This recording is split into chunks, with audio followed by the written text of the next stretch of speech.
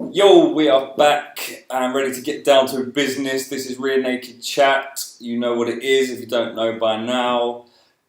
Tough shit. We're talking Ultimate Fighter, the Smashes, Australia versus UK. We're up to episode number 8. Yes. Let's get down to it straight away. What an episode. A lot happened in one episode this week. Let's just take it one at a time, yeah? Okay, let's break it down. Okay. We've got 10 minutes. Right, yeah. Stay with us. So, first thing that happened on the show was the fight was announced for this week, which was going to be Mike Wilkinson, who I think he might be my favourite member of Team UK. Yeah. Because he's just... Takes no shit. No fucking around. Yeah. He's there to win.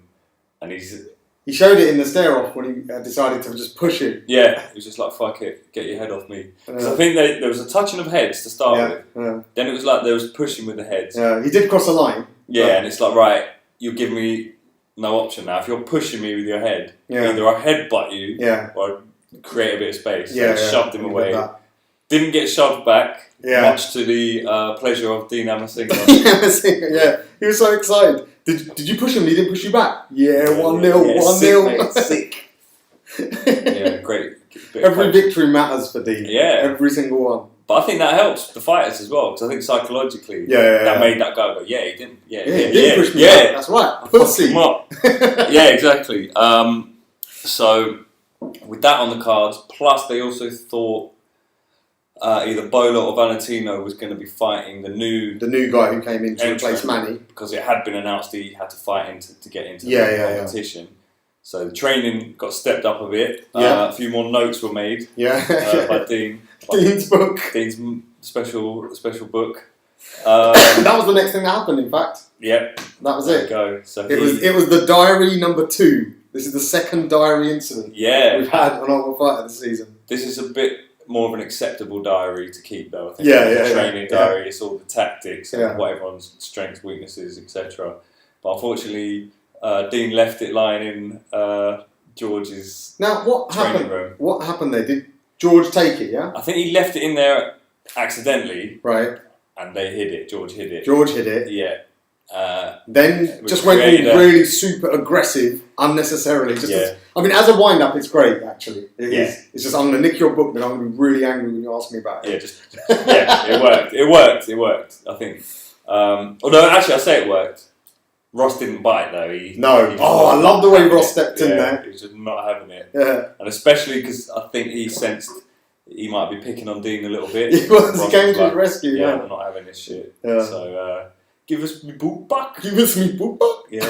That's all he wanted. That's all he said, yeah. So Ross didn't lose any face in that either, I don't think, to be honest. Handled it well. Got the book back and moved on from there. But it was good in that it just cranked up the tension between George and Ross quite a lot more. My God. I just thought to myself, I can't wait for this fight now. This is suddenly a very exciting fight. Yeah. Because they've both been losing as well, haven't they? Yeah, they have. They've both been up and down a bit, really, in their careers. So I think Ross even said if he spoke to me like that in the street, I'd fucking knock him out. It's nice to see. I like it when there's that beef between the coaches. Yeah, but George is a little. I know it's because I'm probably a little bit more Team UK, but a little bit more. But George, he does seem to be quite a negative person. He's not really positive. Like Ross was saying, I'm going to beat him up and have a smile on my face while I do it. Yeah, he does. He only smiles when it's someone else's misfortune or to wind someone up. That's the only time you catch George. Yeah, he just doesn't seem like a very nice person, does he, really? But I suppose he'd say I don't have to be. I'm a UFC fighter. Yeah. I beat people up for a living. Why have I got to be a friendly, nice guy? But there you go. Right, so then the next incident, I think, was the worst thing to ever happen. Ever on Ultimate Fighter. And I suppose technically it was. Because I know there's a big issue with spoilers and disclaimers. And I know you remember from TUF Brazil last season? Yeah. When the opposing TV company leaked the results. I remember the reaction of the MMA fans was like, that is out of order. That's really low. That's a low blow. And that's sort of what they did. But for the UFC themselves as well, they don't want to ever... I read somewhere... I think it was Mayhem Miller in an interview as a coach. Said they make you sign a thing. Yes, it's a legal matter. A lot of money. Right, it's a legal matter. It's a legal thing. You've literally broken a contract that you signed by what did they do? They managed to get a phone off a next door neighbour. Somehow. That's the bit I'm interested in. Yeah, she gave them a phone. What, so she was planted there before, or she's just they just got chatty with her and Yeah. said, yeah, we're doing a TV show, get me a phone, I'll give you... Well, have they even got money? I don't know. What was it? No, I don't know what it is. I'd imagine they probably got talking to her and then said, look, explain why we're here. After. Or just, look, we're here, we're away from our families in England, we haven't got, she might just lend it to him, like, okay, take, I don't know, international texting, that'll cost her a bit. Very strange. But, maybe because they're British, they got away with it, like, oh, we're lost, we don't know where we are. Yeah, charmed that silly bitch. But yeah, I would have liked to have seen Dana speaking to her. So what are you doing? You're trying to fuck up my show. Yeah. Dana's jurisdiction doesn't spread as far as the neighbours. They're not even within his world. He's not allowed, yeah. Can't control that. They wanted to strangle her. It was weird though, seeing the different people having to step up. Because straight away, two stepped up and they were out. That's why they kind of stepped up and thought, we'll just take this for the team. Yeah, we'll take the fall on the sword. Yeah, there was Valentino. Was involved because they showed a little clip. Norman. Oh, and I've got to say actually, he suddenly went very quiet. Valentino? Yeah. Yes. Because previously, we missed another bit. Before the worst thing ever happened, they also announced that Bola or Valentino wasn't going to get to fight the Aussie guy because the Aussies had earned that spot. Yeah. So, the loser, Xavier Lucas, goes straight through. No, he was going to fight Xavier. Yeah. And whoever won. Yeah. Yeah, there you go, Yeah. So, Valentino wasn't happy about that. I think they... So vocal at that point. Yeah. And it was weird because he wasn't...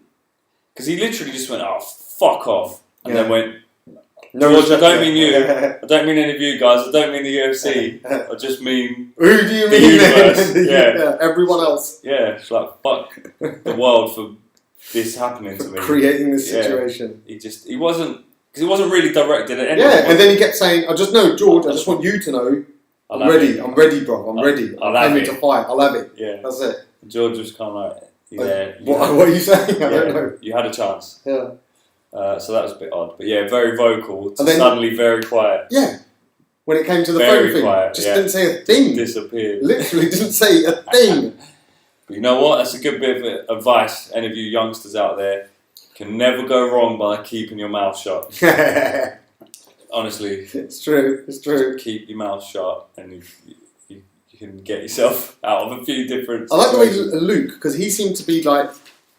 Luke is the one who wanted to go home because he's got concussion. He can't do anything. Yeah. He was probably leading this whole phone thing because he thought, "Fuck it." Yeah, he didn't. I want to go home anyway. And then Bola's his mate from back home, so he probably sorted him out. Yeah, and he seems easily led, Bola. Yeah, but then Luke, I remember at the end, summarised it by going, just talking to the camera, talking and saying, I don't know why I did it. Yeah. And he didn't give a shit. And that's basically someone saying, I don't give a fuck. No, fuck no. Because even after Norman actually had a bit of a breakdown, didn't he? Yeah. Because he thought his dream was gone. Just started crying, everything gone. And fucking Forrest Whitaker? No, Forrest Whitaker. Robert Whitaker. Oh. Robert Whitaker. In fact, I'll say this about Robert Whitaker. I'll never ever, because I've seen people online calling like UFC fighters pussies and he's a fucking pussy. John Jones is a pussy for not fighting Sonnen. I would never ever call anyone who's got the balls to step in that cage even once a pussy. So I would never disparage Robert Whitaker that way. But outside of that cage, that guy is a fucking prick. Yeah. There you go. I said it. I don't care. You're listening, Robert? Yeah, if you're listening, sorry. You know, you seem like a decent enough fighter and everything, but you're a cunt, mate. Yeah. You better sort your attitude out. Yeah, that's it. Sort your attitude out. Just sort your attitude out. You don't need to be like that. No need to be. Don't need to be like that. Unless obviously there's something inside that's not quite right, and he wants to take it out on everyone else. But yeah, fuck him. I hope he gets knocked out in his next fight. So yeah, basically that was a potentially very damaging situation for Team UK, but somehow they blagged it. Yeah, they just got past it, and then it was a case of right. Well, we know that Xavier's gone through. Okay, Luke, thingy Valentino's gone mental, but nothing you can do. Yeah. Move on to the fight. Do you remember that bit when it was panning across the Team UK's faces, and it just showed Freak Show with felt pen, eye patch, moustache, just making really weird faces. It was so odd. So random. So that's him, innit? That sums it up. Can't really explain it. Okay, and then we got into the fight, and I love the warm-ups now. The dressing room. Actually, stepped up. Now. We had that little moment with Mike Wilkinson as well. I can't remember what someone said to him. It was something about this phone incident of like. Were you worried? And he's like, why the fuck would I be worried? I didn't call anyone. Yeah. And then he goes, I told you from the first minute. Yeah. So it's like, I just added to like, I like this guy. Straightforward. He was never going to touch that phone. No, he's not. Yeah, I think he described it as a hand grenade. It's like putting that was Freak Show. Oh, that was Freak Show. Like a live hand grenade. Don't touch it. So bloody hell, that was a lot of stuff for one episode. So the fight, he came in, Grant, annoying face, Blackler versus Mike. Yep. Whatever. I can't remember his name now. He's got a nickname, Wilco. Wilco. Right. Wilco Wilkinson. I haven't even got any notes on the fight, so from memory, he just done him. Yeah. Mike was just too strong for him. I think Blackler usually fights at a featherweight. I think he weighed in about 5 pounds under. Yeah. And then you could see it in the fight. Mike was way too strong for him. He was trying to take him down. He also, before the fight, said one of his strengths was getting people up against the cage. That's never a good sign. Which is just if that's the top of your skill pyramid, you're not in very good. Like Anderson Silva's kicking people in the chin and knocking them out. Right. What are you doing? Yeah, exactly. You got people snapping arms and choking people unconscious. Nope. I put them against the cage. And I just hold them there. Keep them there. Yeah. They can't move, so I'm in control. And he did try. At least he was true to his word. He did try that, but Mike was just too strong. Just ended up. None of that. Yeah, just couldn't. Was it a submission? Took him down Again, I can't remember. Yeah, choked him. Choked him out. Yeah, got his back, didn't he? Yeah. Just fairly.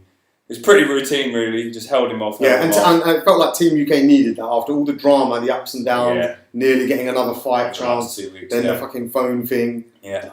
To get a clean and then sweep. the diary, Dean's diary nearly going missing. Oh, all of it. So much is going on in this season. It's great. But most of it's Team UK though. To be fair, I don't think there was anything that Team Oz brought to this episode.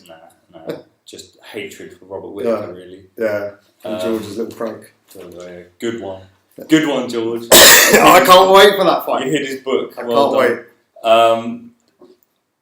So it's clean sweep in the lightweights for Great Britain. And UK have got one welterweight in there as well. Yeah. The one with who keeps the diary. He got done last week. Was he a welter? Yeah, Brad. Yeah, Brad. He's gone through. So 5 out of the 8, not bad. Potentially could have had 6 out of the 8. I think that's what they were worried about. That's why they didn't want Valentino or Bola coming back in. That might have saved them with the phone thing as well. Yeah. The fact that they got skanked. It feels like it's all evened out. All the misfortune and everything, it's all evened out. Like the fact they got skanked. They got skanked. They got let off on the phone thing though. Yeah. Because really, they should have gone home. Really and truly. If it was one person, he would have been gone. Because there was 4 of them? Yeah. Strength in numbers, man. Strength in numbers. Team, And I think Dana sees that marketing money in the UK. Yeah. A lot of money for British. If we can get some good high profile. He sees the talent there. I think he sees season 16 in America compared to Brazil. I wonder if he's starting to look away from the American. He is, because next year, watch out for TUF India. Yes. Yeah, you will be able to see it reviewed right here on Rear Naked Chat. I think that's about it for this week for us. It's going to be some hot fighting action. Anything more you want to add? No, Rear Naked Chat. Twitter, follow us. Subscribe to the channel. We're a little bit behind. We're going to catch up. We're going to try and get these episodes out quickly. Yeah, we went a bit long today. Yeah. Because there was so much happening. But this is it. This is how we do it. Short, sweet, to the point. It's all good. RNC. See you.